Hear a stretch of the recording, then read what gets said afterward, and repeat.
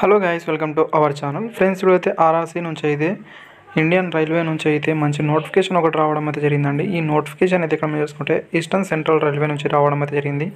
Guys, ఒకటైతే ఇక్కడ మీరు గమనించాల్సి అయితే ఉంటుంది. ఈ నోటిఫికేషన్ అయితే అప్రెంటిస్‌షిప్ నోటిఫికేషన్ అయితే ఉండడం అయితే జరిగిందండి. అప్రెంటిస్‌షిప్ రైల్వేలో అనేది చాలా డిమాండ్ అయితే ఉంది. ఎందుకనేది అయితే మీ అందరికీ తెలిసే ఉంటుంది. గ్రూప్ డి ఉద్యోగాల్లో 20% రిజర్వేషన్ అయితే ఇస్తున్నారు. రీసెంట్లీగా గ్రూప్ డి ఉద్యోగాలు అనేది రావడం అయితే జరిగింది. దాంట్లో అప్రెంటిస్‌షిప్ చేసిన వాళ్ళకైతే 20% రిజర్వేషన్ అంటే వాళ్ళ కాంపిటీషన్ ఎంత తక్కువ ఉంటుందో, ఎంత ఈజీగా జాబ్ వస్తుందో మీ అందరికి తెలిసిందే. ఇదైతే మీరు చూసే ప్రయత్నం చేయండి ఫ్రెండ్స్. మన ఇక్కడ సౌత్ సెంట్రల్ రైల్వే సికింద్రాబాద్లోనే దాదాపుగా 300+ ఉద్యోగాలు ఓన్లీ రైల్వేలో అప్రెంటిస్‌షిప్ చేసిన వాళ్ళకి మాత్రమే ఇవ్వడం అయితే జరిగిందండి. అందుకే ఎక్కడైనా మీరు రైల్వే నుంచి అప్రెంటిస్‌షిప్ వస్తే చేయడానికి అయితే ట్రై చేయండి. బయట చేయకపోయినా పర్లేదు, ఇక్కడ నుంచి వస్తే మాత్రం చేయడానికి అయితే ట్రై చేయండి friends. Total number of vacancy అయితే 1100+ వేకెన్సీ అయితే ఉండడం అయితే జరిగిందండి. దీంట్లో వివిధ రకాల ట్రేడ్లు అయితే ఉన్నాయి. క్వాలిఫికేషన్ ఏంది, సెలక్షన్ ప్రాసెస్ ఎలా ఉంటుంది, ఒకవేళ మీకు అప్లై ప్రాసెస్ కావాలంటే కామెంట్ అనేది చేయండి ఫ్రెండ్స్. నేను సపరేట్గా వీడియో చేసి అయితే పెడతాను. అదేవిధంగా వీడియోని లైక్ అనేది చేసుకోండి. జస్ట్ 50 లైక్స్ మాత్రమే ఎక్స్పెక్ట్ అనేది చేస్తున్నాను.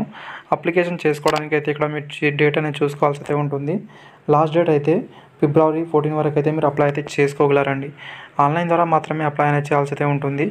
గైస్, సెలక్షన్ ప్రాసెస్ ఫస్ట్ మనం ఇక్కడ చూద్దాం. దీంట్లో అయితే సెలక్షన్ ప్రాసెస్లో మీ క్వాలిఫికేషన్లో వచ్చిన మార్క్స్ ఆధారంగా మాత్రమే షార్ట్ లిస్ట్ అయితే చేసి డాక్యుమెంట్ వెరిఫికేషన్ అయితే ఉంటుంది. ఎలాంటి ఎగ్జామ్ కానీ ఇంటర్వ్యూ కానీ ఏమైతే ఉండదు. ఇదైతే ఫస్ట్ మీరు గమనించండి. డివిజన్ అదేవిధంగా యూనిట్ వైజ్గా వేకెన్సీ అనేది చూసుకుంటే ఫస్ట్ ధనాపూర్లో వేకెన్సీ అయితే గమనిస్తే ఇక్కడ టోటల్ నెంబర్ ఆఫ్ వేకెన్సీ అయితే 675 వేకెన్సీ అయితే ఉన్నాయి. ట్రేడ్ వైజ్గా వేకెన్సీ అయితే చూడండి. Fitter, welder, mechanical, diesel, refrigeration, AC and mechanic, ఫర్జన్, హీట్ ట్రీట్మెంట్ కావచ్చు, carpenter, electromechanic, painter, general electrician, wireman vacancy అయితే ఉన్నాయి. దీంతోపాటు ఇంకా వేరే వేకెన్సీ కూడా ఉన్నాయి.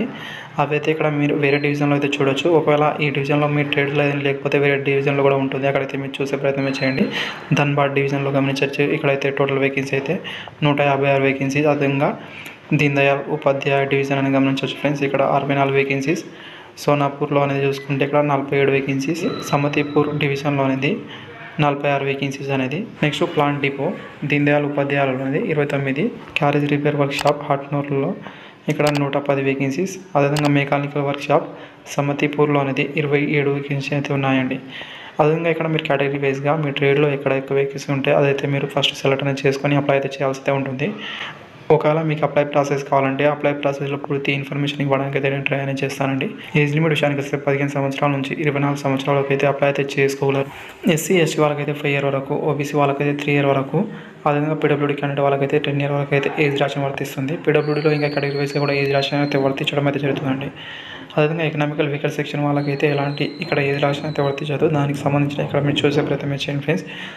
అండ్ క్వాలిఫికేషన్ విషయానికి వస్తే 10th క్లాస్ ఆర్ ఈక్వలెంట్ అయితే ఉండాల్సి అయితే ఉంటుంది. 50% మార్క్స్ అని మీరు పాస్ అయిన తర్వాత అయితే ఏదైనా రిలేటివ్ ట్రేడ్లో అయితే ఐటీ సర్టిఫికేట్ మీ దగ్గర ఉండాల్సి అయితే ఉంటుందండి. ఎన్సీబీటీ నుంచి ఉన్న వాళ్ళైతే ఎలిజిబుల్ అవుతారు.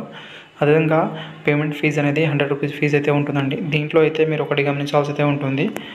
ఇక్కడ పేమెంట్ ఫీజులో అనేది ఇక్కడ మీకు SC ST PWD women candidate వాళ్ళకైతే ఎలాంటి ఫీజు అయితే లేదు. మిగతా క్యాండిడేట్ వాళ్ళకైతే ఫీజు అయితే ఉంటుంది. 100 రూపీస్ ఫీజు అయితే మీరు పే చేయాల్సి అయితే ఉంటుంది. గైస్, ట్రైనింగ్ అనేది 1 ఇయర్ మాత్రమే ఉంటుందండి. ట్రైనింగ్లో మీకు స్టైఫండ్ కూడా ప్రొవైడ్ అయితే చేస్తారు. అండ్ స్టైఫండ్ విషయానికి వస్తే 1 ఇయర్ ఐటీ చేసిన వాళ్ళకైతే 7,700 అయితే ఉంటుంది. అదేవిధంగా 2 ఇయర్ ఐటీ చేసిన వాళ్ళకైతే 8,000 అయితే మీకు స్టైఫండ్ అయితే ప్రొవైడ్ అయితే చేస్తారు. ఇలాంటి హాస్టల్ ఫెసిలిటీ అయితే ఏమైతే ఉండదు. మీరే బయట చూసుకోవాలని ఇక్కడ ఈ క్లారిటీ అయితే మెన్షన్ అయితే చేయడం అయితే జరిగింది. ఇక్కడైతే మీరు చూసే ప్రయత్నం చేయండి ఫ్రెండ్స్. మీకు స్టైఫండ్ అయితే ప్రొవైడ్ అయితే చేస్తున్నారు కాబట్టి మ్యాక్సిమం అయితే మీకు ఈజీగా అయితే గడిచిపోతుంది. ఆ విషయం అయితే ఇక్కడ గమనించే ప్రయత్నం చేయండి ఫ్రెండ్స్. Thank you.